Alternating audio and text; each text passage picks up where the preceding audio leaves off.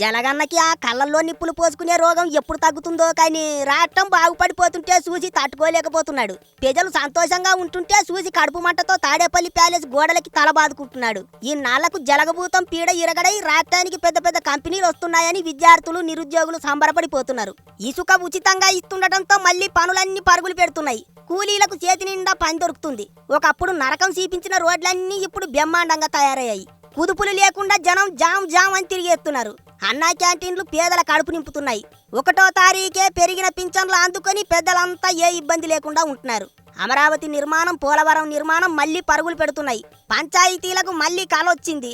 ఇట్టా సంవత్సరం కూడా గడవక ముందే కూటమి సర్కారు రాకతో రాష్ట్రం ఎలిగిపోతోంది. ఆంధ్రప్రదేశ్ పేరు దేశమంతా వినిపిస్తోంది.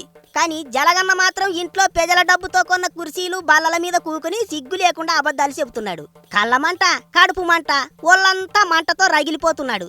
ఏడ్చేస్తాం, జలగన్న రోగానికి మందే లేదు.